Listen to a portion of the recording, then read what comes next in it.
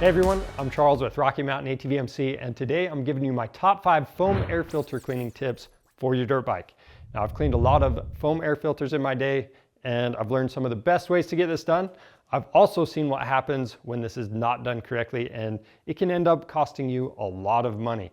So if you want to have the confidence that you're doing this correctly and get the most life out of your engine, you're going to want to stick around for my top 5 tips and some bonus info that you might not already know.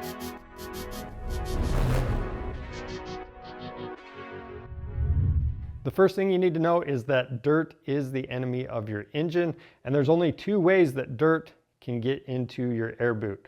So one of those ways is if your filter is in bad condition. The other way is if you have a bunch of dirt caked up inside your air box and you're removing the filter, it can knock dirt down in there. Now, some boxes are more difficult to remove the dirt than others. This one's pretty easy if you did knock any dirt down in there. In either case, you want to have this clean for when you go back together. You don't want to be putting the filter on and scraping dirt and having it fall in anyway. I like to start out by doing a quick pre-clean. You want to use your contact cleaner or matching biodegradable cleaner on a rag to wipe down the air box and get all the grimy spots cleaned up. And since air filter oil can be nasty, we always wear rubber gloves while we do this. Then after you take the air filter out, do a final clean on the sealing surface and make sure there is no dirt down in the intake boot. Now, if there was any dust down the intake, you want to take a look at the air filter and find out why.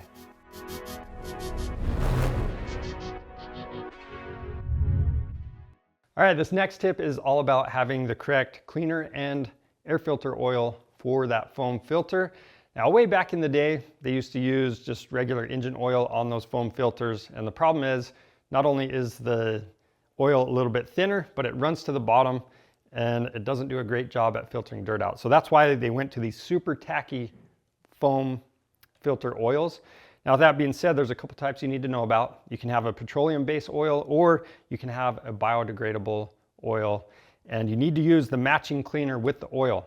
If you've ever had biodegradable oil on your filter and tried to use a petroleum cleaner, well, probably didn't work out very good.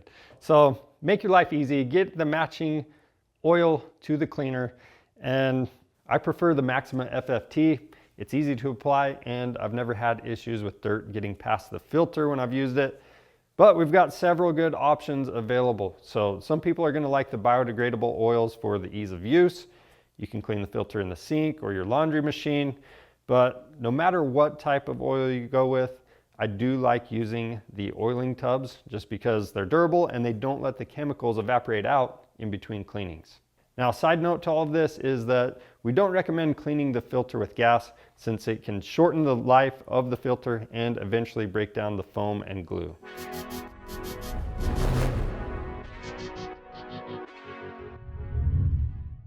This next tip is all about reusing your air filter. It's going to save you a little bit of money, and it's only going to cost a couple bucks every time you get this serviced.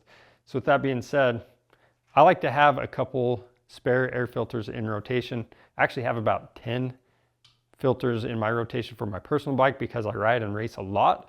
But most people are just going to have 1 or 2, and it's going to help streamline the process. So we've got this filter drying. I've got a brand new filter right here that we can oil and install. And if you want to take it a step further, you can have one of your filters already oiled and on a spare cage. That way, when you take the old one out, you can just slap that one right in, and that's in a Ziploc bag. So again, that streamlines the process. With that being said, you want to inspect the filter to make sure it's good to reuse.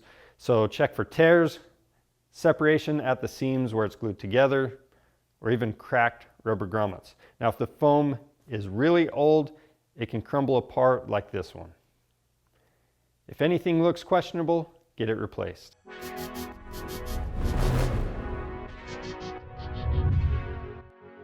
The next tip is to make sure you have the air filter fully saturated with oil. If you don't, it's going to let dirt by, which could lead to engine damage, and nobody wants that. Now, there's several ways to oil up this filter. Some people will poke a hole in the top of these oil bottles and just drizzle it on, then work that oil in. Other people use the aerosol sprays, but the problem is if you miss a spot or don't have this evenly coated or fully saturated, it can let dirt by. So again, we don't want that. So the easiest way to make sure it's fully saturated is to dunk it. I dip this in the oil and then squeeze the excess out.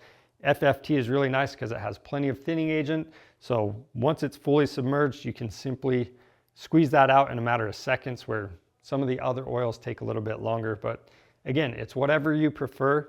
And once you have this fully saturated, you're going to want to wait 10 or 15 minutes before you put it in the bike and start it, because that thinning agent needs to evaporate out.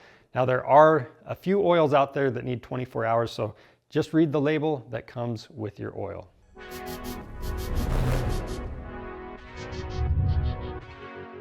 Tip number 5 is all about the sealing surface for your air filter against that air boot. Now, this is kind of a two-parter.